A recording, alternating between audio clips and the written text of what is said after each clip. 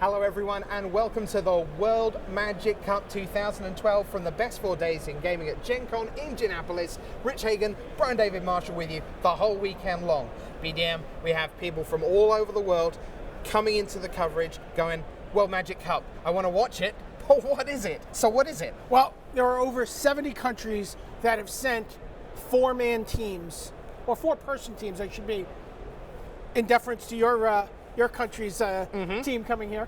Four-person teams playing in this event and competing for the inaugural World Magic Cup title. All right, so how do the teams stack up? What are the teams made up of? Let's have a look. Well, so each team is going to have a national champion, and that national champion headlines the team, and it is the top pro from that country by pro point standings at the end of the tournament year that ended with Pro Tour Avacyn Restored. Okay. So, for example, we saw a lot of players jockeying for position in that event, and then 3 winners of World Magic Cup qualifiers that took place in their country over the last couple of months. All right, give me an example. Give me a concrete, pick a team. Well, let's talk about Italy. All right. Italy's a great team.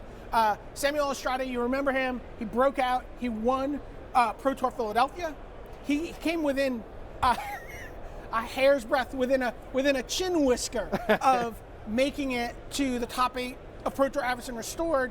And as a result of that success, he was the top pro from Italy. He is the national champion, and he gets to field a team With 3 winners of World Magic Cup qualifiers: Alessandro Portaro, Marco Dell'Azza, and Dario Battistoni. Okay, now Portaro's an interesting guy.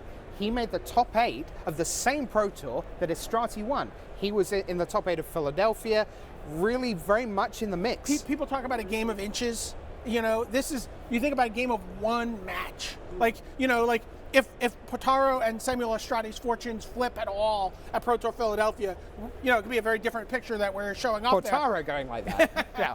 Well, he's a righty, so. But yeah. Okay. All right. Let's take you into the action. Day 1. It's individual play. BDM, what's the first format? What are we looking at? We're gonna be cracking packs. I've been referring to the opening round of this event as pack off. It's gonna be it's the opening pack off of the World Magic Cup. Players are gonna sit down. It's gonna be 8-player pods, very classic draft format. Open up a pack, individual play. You won't play anyone from your team at your draft table. Okay, let's talk a little bit more about Magic 2013 Booster Draft. Core set, and there are some core principles to core set draft. Are we going to see blue-white flyer decks? Yeah. Are we going to see red-green aggro decks? I think I like red-white aggro better personally, but sure, we will definitely see some red-green aggro decks. Are we going to see mono-black control decks? Sure. Okay. We might see some mill decks. Okay, nice. We're going to see some saucy planeswalkers. Yes. A Johnny Caller of the Pride. Sure. I mean, if you open that, that's that's a good place to start. That's a great place to start. All right. So then we move on. We move from booster draft, still individual play though here on day 1. So everyone playing on their own. Rounds 4 to 7. Let's take a look, and we get standard. BDM, you've picked out 3 iconic figures from the world of standard. Sure. So I mean, Restoration Angel is kind of like the human growth hormone that is like reinvigorated Delver of Secret's career. In fact, it's even nudged Delver out of the picture in some cases where people are playing what they call Delverless Delver. But this has been a big card. We've even seen it in other decks. I saw people talking about birthing pod decks where you play a Geralf's Messenger, then you birthing pod your Geralf's Messenger into Restoration Angel, resetting your Geralf's Messenger. Wow. Fun stuff. Out of interest, wouldn't Delverless Delver just be called like that? No. Yeah. All right. Primeval Titan. I mean, this is we're in the prime times, like retirement tour from Standard. The Pro Tour Return to Ravnica is going to mark a new release, and M12 cards. It's not an M13. M12 cards are going to leave Standard. So that's in October, right? That's in October. When the Return to Ravnica. So this is its retirement tour. This is like it's hitting all the ballparks, taking home third base. This has been a dominant card in Standard since it's. I mean, you think about Valakut. Yeah. With this and now, but it's still delivering the goods. Sure. Oren Beasley's been playing a blue Primeval Titan deck that's been doing really well at the Open Series, at the Star City Open Series. So, this card is still very, very much in the mix. And from something that's been really big since M12, more recent, triple black, Giraffe's Messenger. Yeah, we've seen blue-black zombies, black-red zombies. You know, like I said, people potting into Restoration Angels. Giraffe's Messenger is a card. We're going to see a lot of it today in Standard, and I think we're going to be seeing a lot of it in Standard for, the next year. All right. Now, what about the scoring? How does that work on day one? We said everyone's individual. Let's take a look at how the system works. So they've played 3 rounds of draft and 4 rounds of Standard, and then each player, their individual scores are all going to go towards their team scores. Okay, so this is pretty standard. It's pretty standard. If I win a round, I get 3 points. That goes towards my team total. Maybe. If I draw a round, I get 1 point. It goes towards my team total. Maybe. And if I lose, well, I don't get anything. So that doesn't matter. As you get in the infomercials here in America, you get the small print at the end, which goes like this. Player scores used to determine Swiss parents. Players cannot be matched against a fellow team member. Team score equals sum of top 3 player scores. Top 32 teams advance to day 2. And that's the bit that really counts. Top 32 teams. Actually, we need sub fine print. Top 32 teams, 3 players each. Okay, let's go to day 2.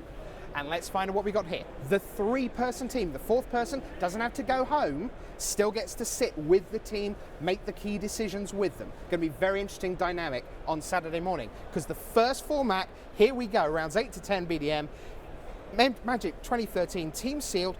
Why have you chosen Pacifism and Searing Spear to show everyone? So last night, the coverage team did... You and I broke down a team sealed pool. We had 30 minutes. That's what these teams are going to face. Again, it's going to be 3-player teams playing on that day. There's going to be a 4th player who's sort of cheerleading, coaching, carrying the water, as it were. And those 4 players get to sit down and build 3 decks from a pool made up of 12 packs of M13. Okay. You get a lot of cards. So you and I opened a pool, and we had 4 copies of Pacifism. We had 3 copies of Searing Spear. We had a couple Planeswalkers. We had a couple other Bomb Rares. But, so it's very easy to look at a pool of those cards and go, I am going to jam 4 Pacifisms and 3 Searing Spears into my red-white deck. I'm just going to jam them all in there. I'm going to have the best red-white deck ever. You guys play with the other 3 colors, right? That's not how Team Sealed works, right? Okay. We're like, well, we have to pair our green with something. Green really looks good with white. I have this Prey Upon for removal in green, but, I'm going to need some of those Pacifisms. And, it's like, oh, well, we're also going to use some red in this black deck. Yep. And, can we have we can have this flyer, or we can have... So, how you allocate those resources, it's the question mark here, this should also have, a clock here, because that 30 minutes goes by fast. In the blink of an eye, it really does. So, huge influence, Team Sealed, and Germany, who don't have a lot of great names on the team, they've got a great name on the team behind the scenes, right? Oh yeah, based on some stuff people were talking about on Twitter, Kai Buda is helping Pro Tour Hall of Famer, Pro Tour Amsterdam most recently, top 8 competitor. Kai Buda was the single greatest Team Sealed player in the history of the game. Sure. Won multiple Team Pro Tours, has been working with Team Germany and talking about how teams are going to break down. Or, maybe he was talking with Team Curacao, though, I'm not sure. All right, let's move on. Rounds 11 to 13 are next, still on the 3-person team. It's team constructed, so we've got 3 formats to bring you. So if you've followed the World Championships over the years and followed the team competition, this is going to be the most familiar to you out of all the legs of the competition, because this is the traditional team constructed, 3 players on a team, each player playing a different format. So let's look at the 3 formats. First of all, we've got Standard. Now you've chosen Trading Post as a kind of signature card. I'm not even sure that's how to describe it. It's just hopeless optimism. Oh, I just want Trading Post. I've been playing with the card. I just put it in there. I just, as the idea that players playing Standard in rounds 11 to 13 do not need to play the same deck that they played on day 1. Okay. So if someone Rogue Deck Builder from Australia, Jonathan Winter, builds a great Trading Post deck and it does really well and people take notice of it, well, this is more to me, this is the standard bearer for Rogue decks and Standard, right? Which we might be able to see. Get over. Entreat the Angels. Block Constructed. Innistrad. Avacyn Restored. Alexander Hayne, last time we saw him playing Magic, we saw him casting this miraculously for 5 Angel tokens to run away, or fly away as the case may be, with the Pro Tour Avacyn Restored trophy. His spot on the Canadian national team, his spot at the Players' Championship, clearly to me the defining card of Block Constructed. What do you reckon? Sunday afternoon, the final, Lithuania against Canada, Gaudenis Vidugiris against Alexander Hayne. Hayne needs a miracle for the World Cup title. I think Gaudenis might just punch him in the face. On you go. Next, what have we got? It's, pardon? Yeah. Arcbound Ravager? Grand Prix Columbus, Jacob Menard, you know, as the headline said, ravaged the competition.